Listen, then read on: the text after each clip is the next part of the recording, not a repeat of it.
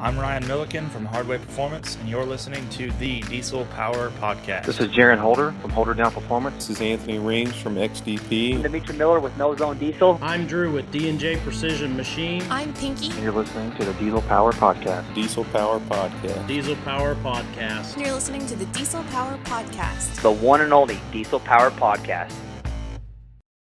It's good to have you back on the podcast, Dennis. I know you got a lot of cool new products coming up, and we wanted to talk with you about them, get the word out, and learn a little bit more. Yeah, perfect. Thanks for having me again. When I got your message the other day, I was like, yeah, heck, I enjoyed it the first time I done it. And we'll have to recap on before we hang up on our first podcast. Heck, I've made buddies with them guys, and hell, Nick ended up outrunning me. So we raced. But we'll get into that here in a little while. But anyway, yeah, just excited to talk about some new products we got coming.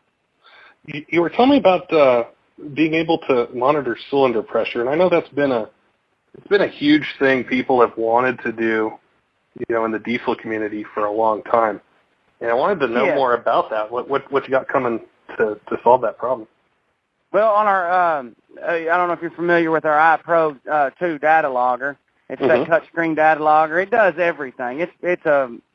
When you want to do something with that thing, everything's already built into it. So just like adding cylinder pressures, we can already write the code, put the sensors in, and it's that simple now for us.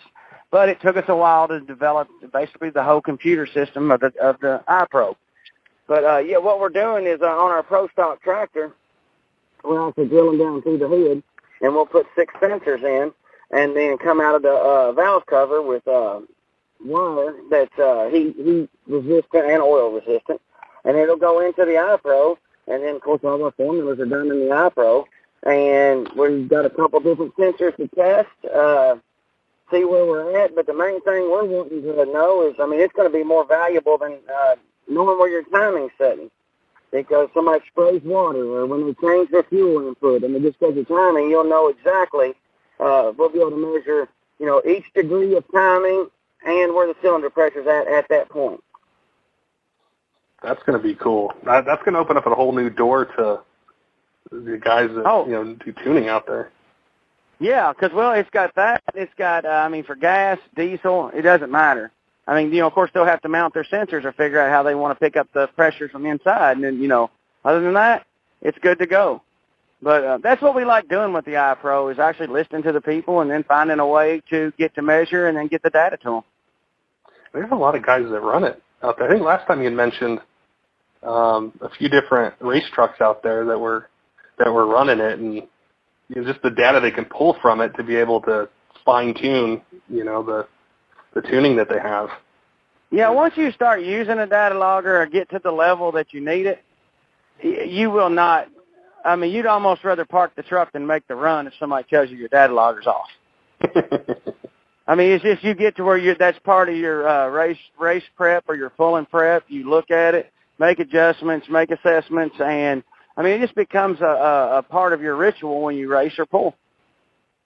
That kind of brings up a question I was just thinking about. There's a lot of truck owners out there probably asking, well, when do I need to have a data logger? When would you say that it becomes something it's a wise investment to have on your truck? Basically when you keep breaking parts and you don't know why.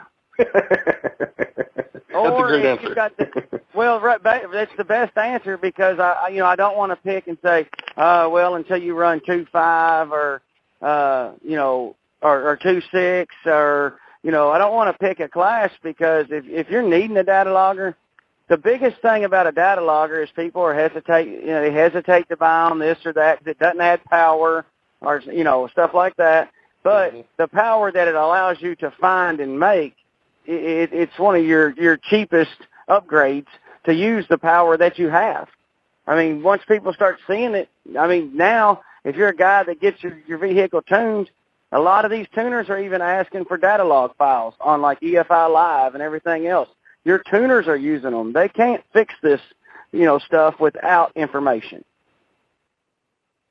That's a really good point. I didn't really think about it that way, but there's a lot of times, guys, they'll break the same part again and again, or it might be a series of them. And especially if you're a remote tuner. And they're all great at what they do, but they need to see information back to know what's going on. How can I help to fix it? Maybe it's not even a tuning issue. Maybe it's a hard part issue. Something like Exactly. I mean, you keep blowing up turbos. Well, is it the wrong turbo, or are you just overspinning the turbo and you need to wastegate it? But if you have a data logger on there, you'll know that at about 90,000, 95,000, you blow the turbo up. Well, don't spin it there, so try wastegating it first. Yeah.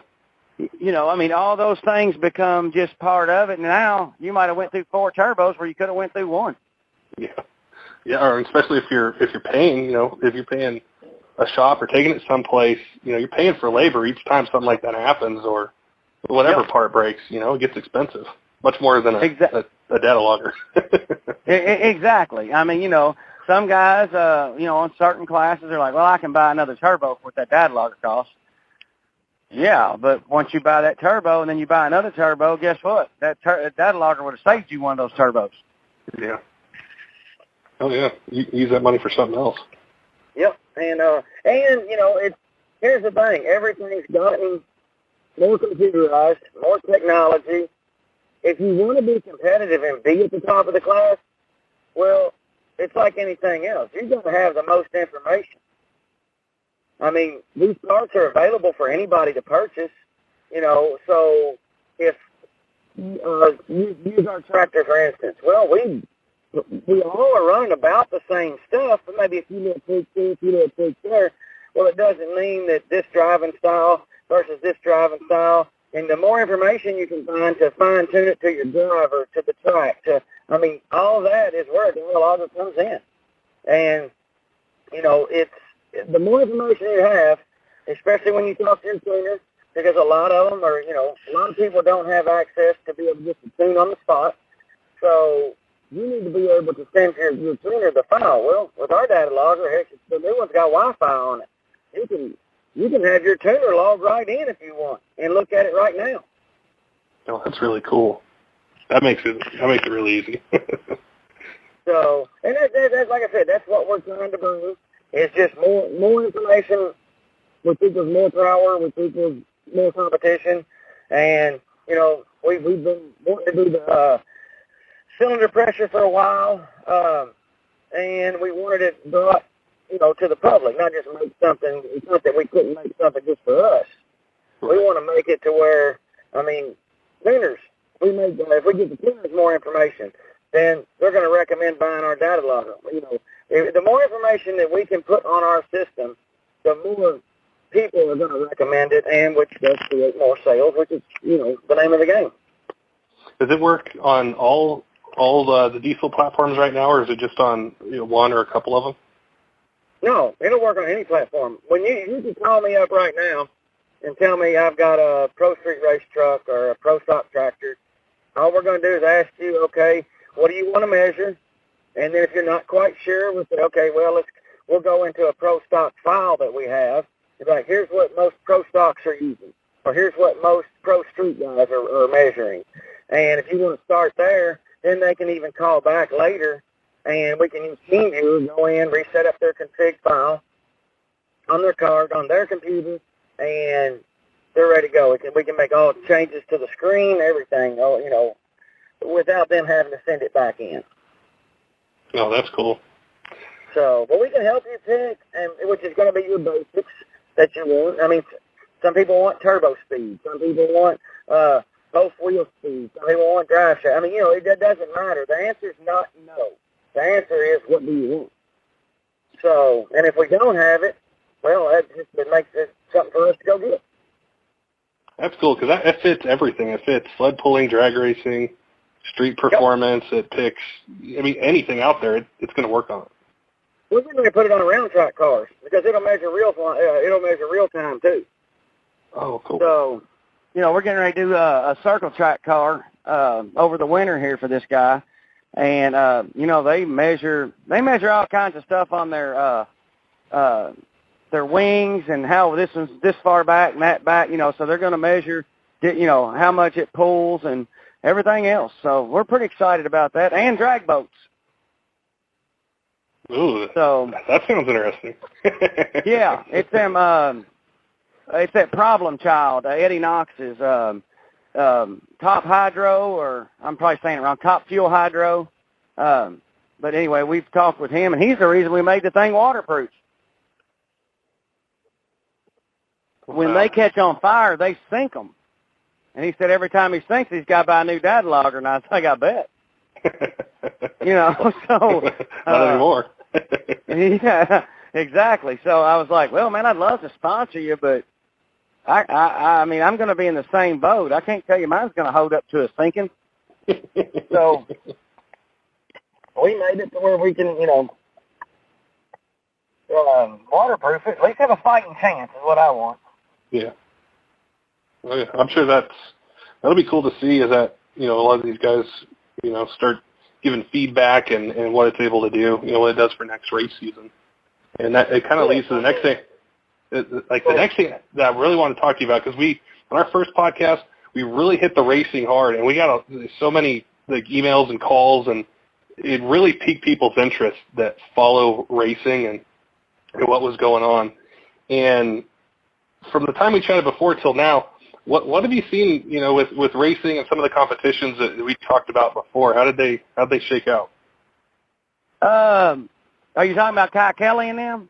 Yeah, like the street racing and some of the different events and what guys were doing out there. The drag racing events this year, I think, had great turnouts. All the ODSS ones, the only ones I can speak of. That's the only ones that I hit, and I didn't get to hit all of them because of sled pulling. But now you've got kind of a standard. People are chasing points. People are not missing races. I mean, the trucks are getting faster. Your teams are getting better. I think Ryan Milliken added another race truck, King Speed. We're going to put our data loggers in their dragster, and I don't know how much I'm supposed to say, but Chase is building something else. So, so I don't know what. I just know that the truck's up for sale without the motor, or So those guys, they're, of course, I'm lucky. They're in town. I go over there. Try to go over once a week, once every couple of weeks, see what they're into. They're into some neat stuff. I enjoy working with them. Real nice guys there. So, just talking with everybody. Everybody's taking more and more steps. They're pushing forward. That's what I like to see. People building, growing the sport. That's the name of the game. That's what I've always been about. What's been so cool to watch and see happen is the huge jump that's taken place in power and speed from, I don't know, maybe 2 years ago, year and a half ago till now is insane. Yeah, everyone's what's funny about that is, and I want to give these guys, the guys that it pertains to, credit. We run Cage Fury. It was a Scheid-built motor. I think it came out at 1,800 horse. Of course, there wasn't no transmission holder. We had to go to a hand clutch. And that was, I don't know how long I've been out of it, as far as owning or racing the truck, 8-9 years, whatever it's been. And we kind of got out of it because at the time, for one, we all got burnt out, and we were going through transmissions. You got a transmission that stays, just rotating in and out because of, how many passes you can get. Well, at that time, the common rail guys, I told that story to lead up to this one. Well, the common rail guys, it took them a little while. They stayed after it. They worked. They made the provisions. They've made the upgrades. Now, the common rail guys are experiencing what we experienced back then. Transmission's not holding. But they're up around 2,000. I don't know the average Pro Street truck. I know that I've seen up to about 2,200. So, but there's probably some out there more. But anyway, they're experiencing the same problems we had again. So I'm excited to see now how all these new younger guys dig in and help their transmission companies develop what they switch to, things they get built. Because we basically got burnt out. And, at the time, the technology wasn't there. Now, I think these guys are going to really impress a lot of people. They've impressed me. Oh, yeah. Just see what they hold and what they do versus what they couldn't. It's like they're both progressing. The engines are a little bit ahead, but the transmission part's catching up, you know. Yeah, exactly. And, you know, I know Ron Wolverton real well at Suncoast, and now this is just my opinion. It's because, I mean, Ron's like family, but, man, that guy is a freaking wizard. Now, he can draw anything on CAD CAM, Master CAM. He can run it. He can build it. He knows it. He's got it in his head. I love watching him work because in all the years I've worked with him, I bring a problem. I'm like, Ron, here's what I want to do. How do we go about it? And now your first time might not be successful, but if you'll stick with him and let him do his magic, he will advance, and whatever he started out with, he will make the parts and get it done and get you where you need to be. That's 100% true. Just looking back at, like, you know, when I first started getting into diesel, the 68 RFE was what was brand new and out then with the 6.7s, and, you know, they always fought just the amount of clutches you could get into it, and what they've done with the billet drums and the billet parts and even things on, you know, Allison's and 48s and Fords. Yep.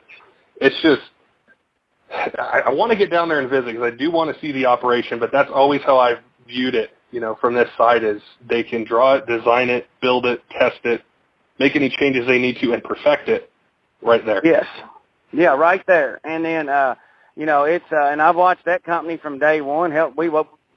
Us and Suncoast about the diesel the same, you know, early on. Me and Ron, that people thought we was nuts. He was racing a dually, and I was racing Sheila's Dodge. And which, you know, I mean, we'd go to the track, and they were like, "What's wrong with you two?" And little did they know there's a whole lot wrong with both of us. Do you think we've gotten closer through this year to being able to bring more people in to being interested in diesels or going to events from the gas world, like we talked about before? Do you think we're still working on that? I think so, because just what I'm always doing, and we'll get into some street racing stuff that I've done, and in a minute, but yeah, like just to give you an example, you know, I'm become pretty good friends with those New Orleans, Kai Kelly, Bobby Ducati, Jason Timms, and you know, the things that I've easy stuff that I've done on their trucks, I'm like, man, you know, you can do this, and it'll fix what your complaint is, you know. And so now, like in between filming, I don't know if it made the show this year, but we had worked on Scott Taylor's Ford, and then I think Brent Self, it might have been Brent, his Duramax, while they were filming, they're waiting. That filming takes forever. They ended up getting their trucks out and racing them in between filming. And, I mean, these guys now, when you see them, and I know it's a few guys, but when they are out talking to everybody, I mean, they are impressed with the diesels. It's not, I'm trying to think of the best way to put it. It's not like they look down on it. They're like, man, that is cool stuff right there. And as much as they know about their race cars, and they're tons faster, they're out there in the middle of filming, racing their dualies. I mean, so, and everywhere that we go, like when we do street racing or whatever, you might race a gas car, or, you know, there's all kinds of people. And I mean, you know, the thing about the diesel is, and this makes me real proud, the diesels are getting respect. I mean, no longer, like especially that truck, which I've got it back here now because I tore it up, but the truck I sold Kai, I mean, the diesels are getting respect, and that is awesome, because before they got no respect. You know, it was like, oh, they don't do this, they don't do that. You know, now it's like you can't believe what they can do, and you know, your Levon Millers and Millikins and all them that are they're tuning street trucks now to where you can daily drive 1,000 horse. Yeah. I mean, that is badass. Mm-hmm. I mean, but the tuning's there now. They you know, you can set it up to make 1,000 horse, or you know, you can with your what is it, CP5 switch, turn it down. I mean, you can do a ton and have 1,000 horsepower street truck and still daily drive it. I see it a lot, you know, in our day-to-day business. A lot of new guys, you know, they'll call in or send us messages on Facebook. They'll say, "It's my first diesel truck. There's a lot of, I'd say probably half. And I started to see it there where just people are buying them for the first time, or, you know, they just want it. You know, they see it. They see what you guys are doing out there. They want it, and, you know, some of that, you know, if a guy's obsessive about like myself, some guys are happy with a chip air intake and exhaust, and you get your other ones, like myself, that just don't quit. It's not that we want to do it that way. It's just, oh, that's cool, let's do this. And then, you know, your brain just goes haywire, and the next thing you know, I want to go see what it'll run. Then, you know, it just, the session starts. And that's what it's been amazing is, like, I go to some of these diesel meets now. What's funny, I used to know everybody at them. Now, I'll go through and I'm looking for people I know. So that's an awesome a growth, you know, to go from where I knew everybody to now I'm like, man, I don't know a lot of these people. Where'd they come from? And the amount of the younger generation getting in it. I'll tell you right now, like I may have said it last time, I don't know where they're getting their money. I don't care. I assume they're busting their ass and making their own way. They got some badass trucks. Oh, yeah. My Lord, a show and shine. I mean, they have, I walk through and I'm just like, I'm amazed. But these are all the younger generation, which is a positive thing because, you know, I'm 40, almost 45 now. I'm in an eco diesel right now. I mean, just, that's why I've been driving around. I'm getting ready to go to the farm and, you know, do some work around there. And I just jump in and out of stuff now, and I don't take the time anymore to build one up like I want to. And, you know, so now I'm going these showing times. I'm like, man, the game's changed. You know, I had 10 or 12-inch wide wheels. I mean, that's like small. Yeah. You know, and I'm like, golly, man, I'm out. I am old. I go to the mailbox and expect to get my AARP card anytime. It's like I'm not doing the 16s and 18s, man. I'm out. But it looks good. Well, it's just like watching SEMA, you know, the pictures from SEMA and the trucks, and they're different than they used to be, and it's cool to see the younger generation take a platform and do their own thing with it and just make it different and unique and cool, you know, at the same time. I mean, well, like I said, I'm older, and it's not what I would do, but my younger son likes it. And, you know, it's real neat from my standpoint to be getting into diesels early on like I did and push. You know, everybody in the beginning, we all pushed to grow it. Well, I think everybody that was in that era and that took that stance on it ought to feel happy. Hey, we did it. You know, we pushed it hard enough. Now it's these guys' turn. You know, it's their turn to push it, get people involved. You got more people involved, and, you know, it's their turn to take the reins. And it's been pretty neat just, you know, watching it evolve. Yeah, I was talking with a friend the other day about, you know, we're talking about the new 17 Super Duty and the new Duramax and the power that they make, and I thought back, I remember, you know, when the 12 valves, I mean, for, you know, that time they made great power and torque and everything, but then you look at where they're at now, they're almost 500 horsepower stock and 1,000 foot-pounds. I know, man. I can remember being on a dyno in St. Louis when I made 400 in a Power Stroke. And, man, I had propane, nitrous, everything on it. And I thought I'd really done something. Now they're coming out stock higher than that. Yeah. It's crazy to think what they're going to be in about 5 years.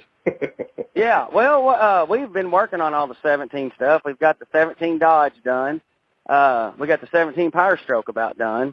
And then right after that, with the, you know, cause the Power Stroke and Duramax are on the piezo injector, we've built a module that controls the piezo injector, and we're pretty impressed with it. The Dodge didn't change a lot. As far as our part, I know the computers and stuff like that have changed with security and everything else. But from our part, since it's a plug-and-play module, I don't know what the tuners will have, any kind of problems they're going to run into. But, I mean, our part, we was able to knock the Dodge out quick, and then we're about to wrap up the Ford right now. Well, that'll be cool to see. Yeah, they make good power. I mean, golly. So, I mean, but you take that, even on a brand new Dodge, it still has that same, you know, it's like now they've made it a little snappier on takeoff. It's got that same dead mid-range. But now when you get up around 80 or 90, I mean, who does much there other than just passing? It runs good. Yeah. So when we put our module on it, it was unbelievable. That and stacked with that TPSX throttle booster, it gives you full control, and it's still just plug and play. And that usable RPM range is really the key. I know a lot of times it's about like the peak number, but most of the driving is done low to maybe mid, and that's where the fun factor comes from. Exactly, and that's where it's like I'll sit there when we're testing, and of course freeway testing to me, I don't do it. I have one of the guys do it. I hate that fuel mileage testing shit. It's oh my God, it is the boringest day of my life. Driving down the freeway until you run out of fuel, until you run it down low on fuel, and then drive it back. Oh, that sounds fun, doesn't it? And so I like doing the horsepower and the dyno. Then I'm out. But I mean, they're very good running trucks. So, but anyway, I think that kind of covers our 17 stuff. We'll have the Dodge is available now. Duramax will be available the Ford will be available in about a month. But I think that covers the products. Let's go back and talk racing. I like that racing talk. All right, let's talk racing. All right, I'm sure if they haven't heard my last podcast, I think you have it where you can go back and listen to it, right? Yep, we got that. Okay, good. And that way, because I'll tell this story, and then if they need to know anything, they can go back on the other. Finally, Kai called me, Kai Kelly kept telling me that truck, he goes, it'll throw a check engine light, and we just don't have any power. And I'm like, I don't know, Kai. So we drive down there and pick it up. I'm like, I'm going to go get it and bring it back, and I'll work on it. I couldn't get it to do nothing. I get it out here, I'm launching it and everything else. So Nick Campbell, me and him used to battle quite a bit on the internet, and he was in one of that last podcast, and I was busting his ball. I called him out on the internet and met him. You know, we talked a time or two. Anyway, that night, I'm making a long story short. We ended up racing late in the night, but I went to spool it up, and then the flagger shut us down. So I was on boost, and I come down through check engine light.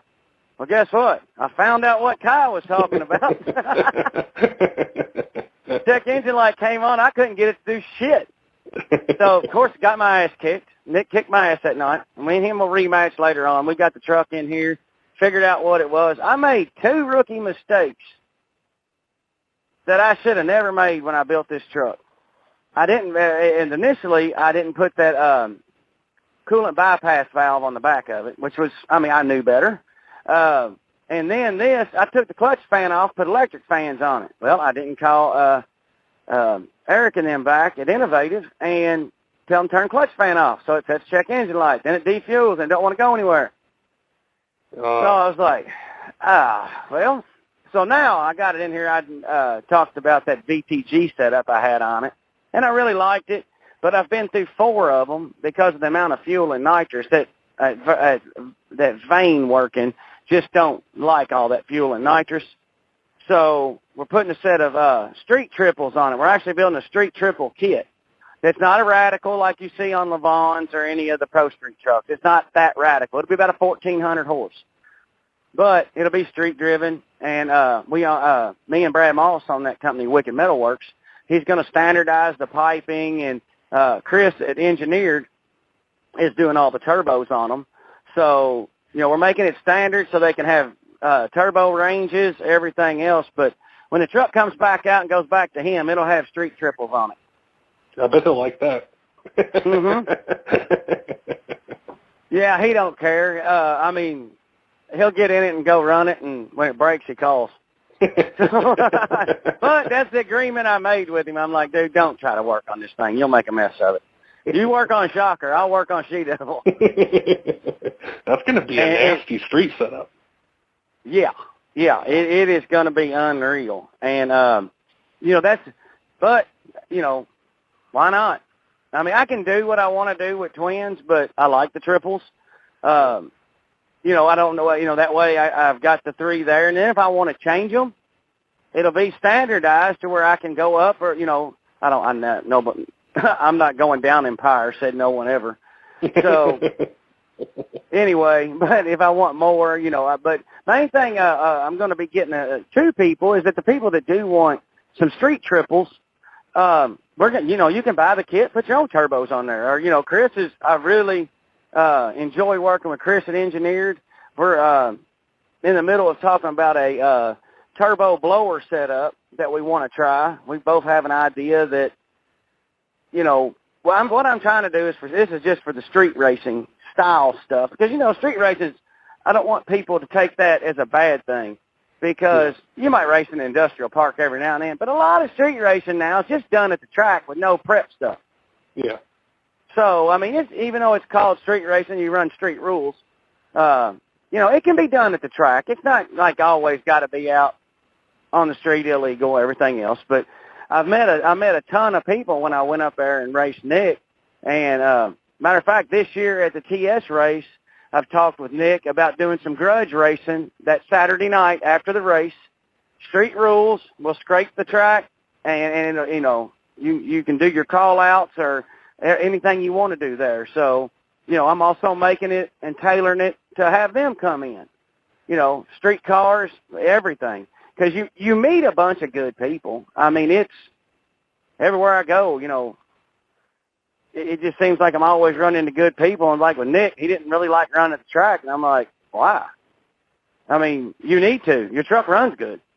Yeah. So, you know, he's been out racing and a bunch of times since then. And, you know, it's my goal is to get a lot of them good guys out there. Hey, when there is an event at a track, come to the event. Yeah. Don't not go to the event. We're not separated. We are the same. You're just doing it at a different spot.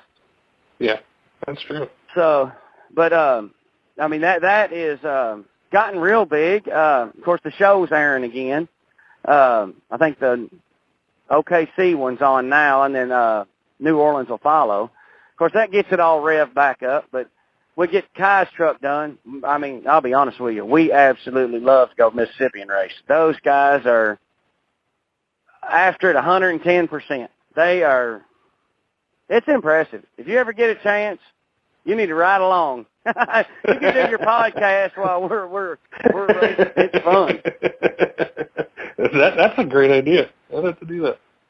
I mean, because you can try to describe it all you want, but it's like, I mean, it's like nothing you ever see. And like I said, they just want to race, you know, and they talk shit and, you know, everything else. I mean, if you got thin skin, I wouldn't recommend going, or if you're somebody that likes to get in fights, you know. But, I mean, you know, talking shit is just talking shit.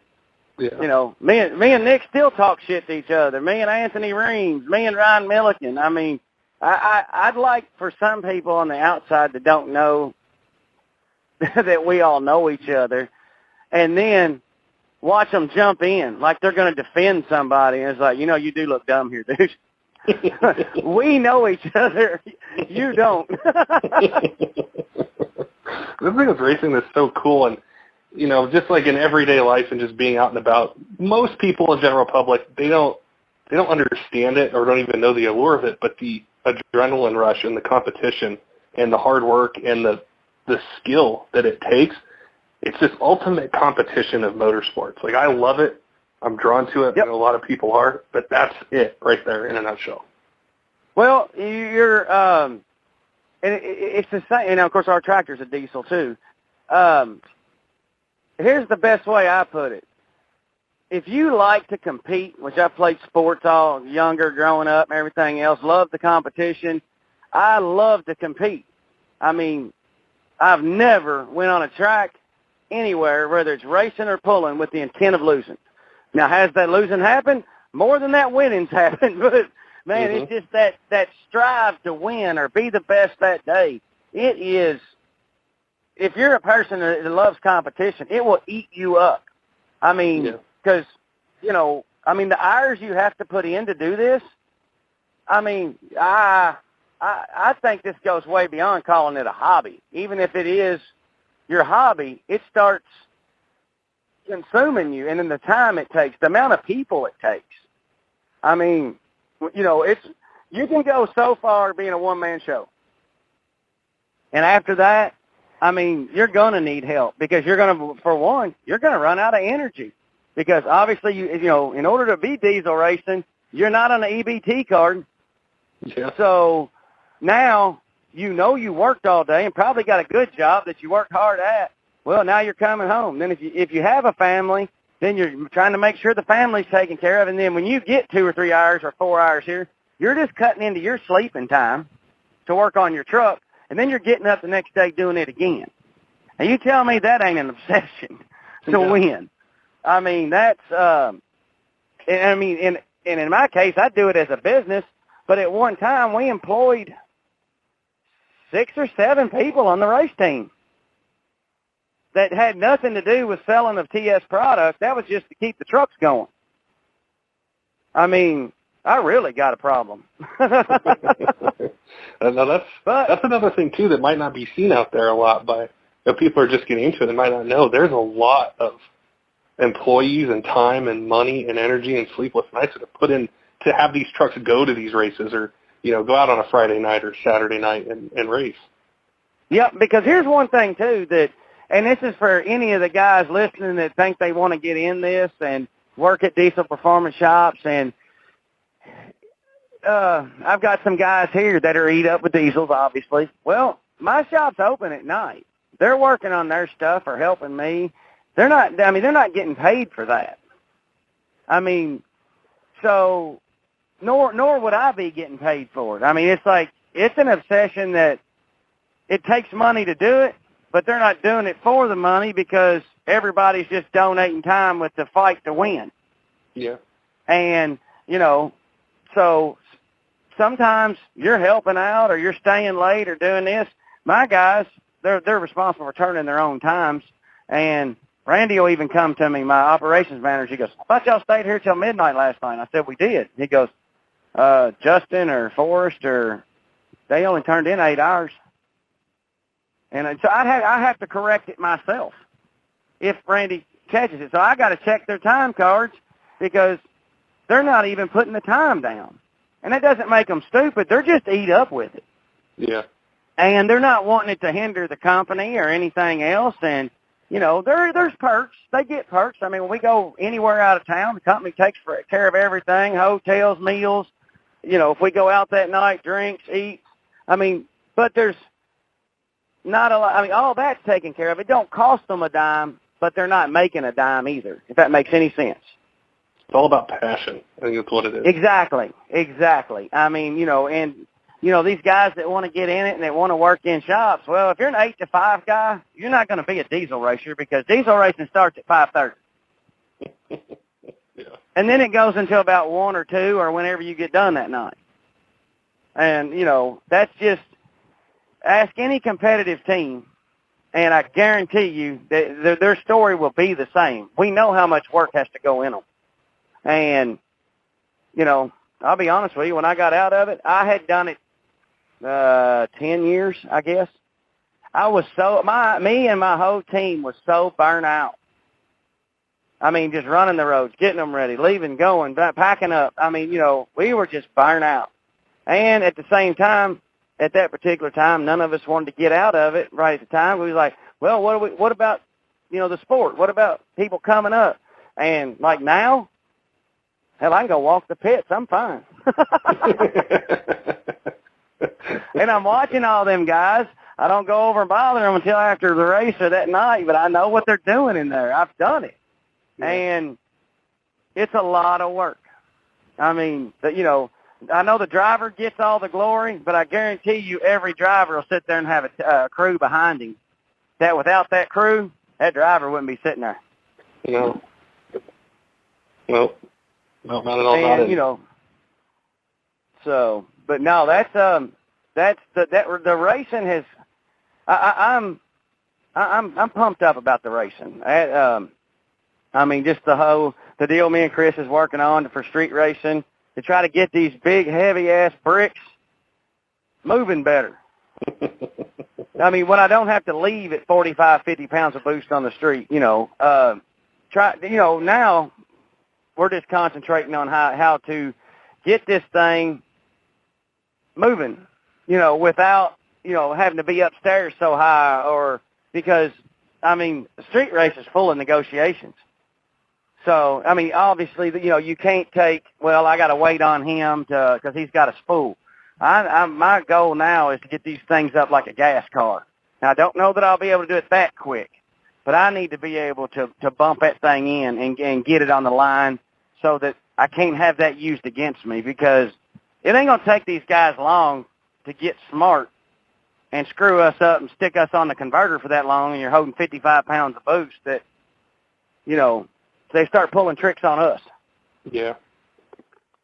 Oh, yeah. What's so cool about that, though, is what you guys are doing now. It translates over to what people can buy, like that triple setup you were talking about with being able to put your own turbos on. Well, you're doing that for a reason, for racing, but it also helps the guy, that somewhere, some other state just wants to go out and try it, wants this cool kit. He's able to get these parts because you guys are pushing it. Yep. And what me and Brad Moss do is every time we start a build or something like that, now our whole theory is, it used to be, let's just make a one-off cool. Well, then every time we've done that, it never fails. This guy wants us to do it. Well, we done this one, and it was difficult, but it was cooler looking, and it wasn't standard. Now everything we do, we have a standard effect on it to where, the next guy wants it, he can. If you don't sell a bunch of them, that's okay, but it's still standard. That's awesome. So, I don't see many street kits out there, triple turbos, that you can buy. There's more people out there that can afford to buy them than more people that know how to build them. Yeah. So, go out and look, fortunately we got a couple TIG welders here, but go try to find a TIG welder. Yeah. That's any good. That's not even an easy task. So then you got to get a guy that, knows how to bend, can bend the pipes the way you want it. So this way it'd be a great setup for the street, and, kind of push us a little further along in the street. So it's like I said, I've been busy since the last time I talked to you, and I forget what we had going on. What was we doing last time? I know I was fighting with somebody. Yeah, it was about, I'm trying to remember what it was. I know it was something over Kai Kelly's truck, wasn't it? I think it was, yeah, and it was some races that were coming up, and this Facebook war going on. And yeah, that's what it was. Something, yeah. Because I was on my way down to Kai's. We was going down there to work on the truck. He done blew another turbo. So I forget what was going on. But then I brought the truck back, and, I've got it sitting here now. I tell you what we've done. We're putting an iPro in the dash, took the radio out, and we're going to put a remote module in there for the radio part. Because everybody can play off their iPhones anymore. Yeah. So we're going to put a remote mount for our radio there, but the iPro's in the dash, and we used our 3D printer to make this custom insert in the dash. So you're driving down the road, you got the iPro sitting right here. You need to record everything. Is with you don't have to move your hand. Everything's within hand distance. Yeah, that's going to be sweet to see next year once it all kicks off. And oh, yeah, well, one thing good, it doesn't get cold in Mississippi as quick as it does here. So we get it done. It'll probably be done in about a month or so. We've, of course, changed everything. I was just going to put set twins. Then I wanted triples, and me and Brad bought a 5-axis CNC machine, so we've been using it. But that's what we're going to make all the brackets we got of. So, we got to design it, fit it. So it just takes a little bit longer.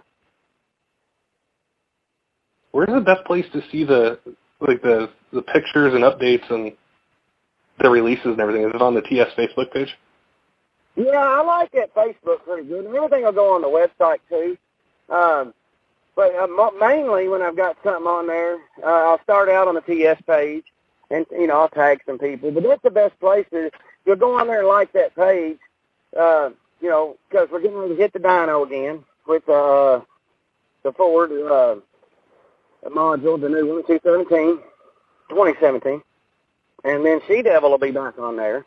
Those will both be on Facebook page. Then we're going to get a little bit better at our videos and things like that, and get them on YouTube, get on our website.